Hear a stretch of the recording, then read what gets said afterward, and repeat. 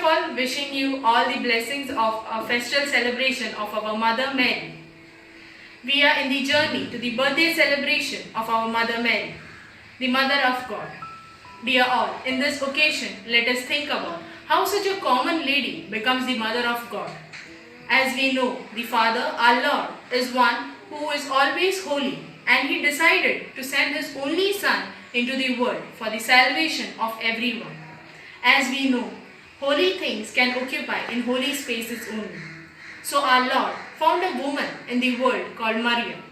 As she was living in this world with an ultimately devoted heart to God, then God sent one of His angels named Gabriel to Mary and addressed her as she is the blessed one. And Gabriel told her that she would have a son named Jesus and that he would be the Son of God. She agreed to God's message with the devoted heart, and our Savior Jesus was formed in her womb. Thereby she became holy and started to be known as the Mother of our God. Guys, did you ever think about how Mother Mary survived and existed in holiness? She was also like us, a common woman having all the temptations of sins, desire of bodies of human beings.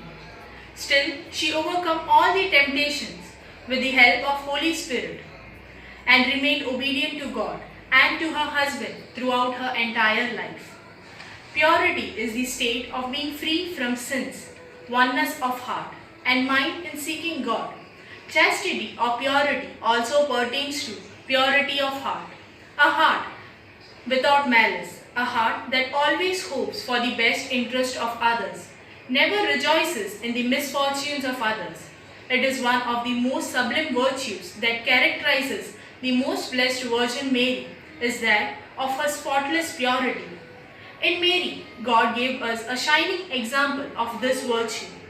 Mary's heart is immaculately clean and unstained by sin and is known as the Immaculate One.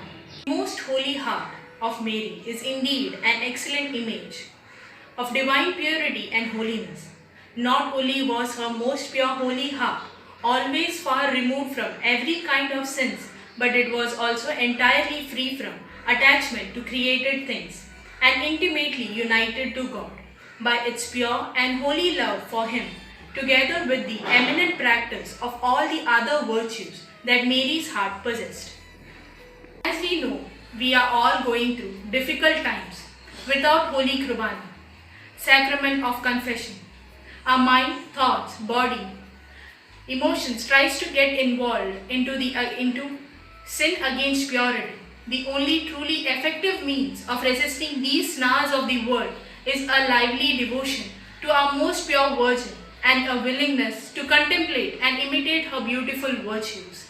The youth are the hope of the future, and Our Lady is the key to awakening the hearts, minds and souls of the young people to the beauty of the truth. Let us pray that Catholic youth everywhere will show a renewed love for Our Lady. May Our Lady rise up a mighty army among the youth to fight courageously for her against the forces of darkness in the battle for souls, spreading knowledge of love of her to all the corners of the earth. Thank you.